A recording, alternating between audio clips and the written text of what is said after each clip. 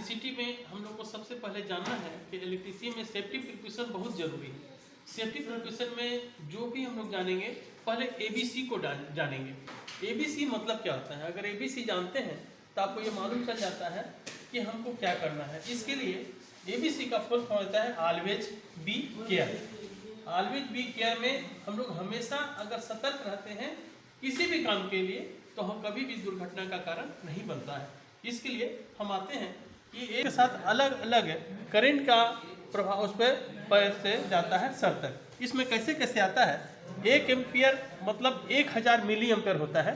1000 milli ampere में जैसे शरीर के अंदर में कहीं संपर्क बिजली का होता है, तो इसमें जमीनी स्तर से पैर में जैसे करंट लगता है, यदि 1 मिली एम्पियर में, तो उसमें थ्रेशोल्ड सेंसेशन मतलब हमको शरीर को ये मालूम चलता है या कंपन महसूस होता है कि हमको करंट लग रहा है।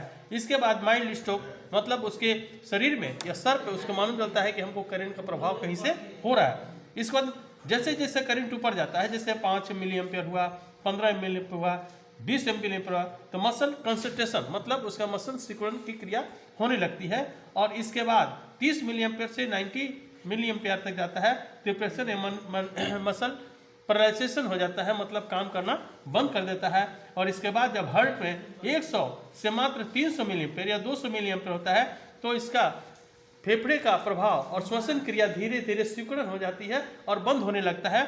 और इसके बाद जब 300 मिली एम्पियर से 900 होते हुए और 1000 मिली एम्पियर मतलब 1 एम्पियर के हिसाब से अगर शरीर पर प्रभाव बिजली का पड़ता है, तो वो नर्वस होकर गिर जाता है और उसमें मारने की संभावना होती है। का यूज करते हैं मतलब उसका कार्डियोलॉजी प्रेशर हम लोग छाती पर उसको प्रेशर करते हैं, जिससे उसको 90% जीने की संभावना रहती है। अगर ये प्रेशर नहीं करते हैं तो एक आदमी मरने के लिए सिर्फ 3 मिनट में ही आदमी मर सकता है। इसलिए आदमी को हमेशा ऑलवेज बी केयर पर डिपेंड होना चाहिए और एक आदमी को मरने के लिए 1 एम्पियर काफ़ी है। इसलिए सबसे पहले हमको ध्यान देना चाहिए कि बिजली के कंसंट्रेशन, बिजली के प्रभाव से किस प्रकार आदमी को बचाया जा सके।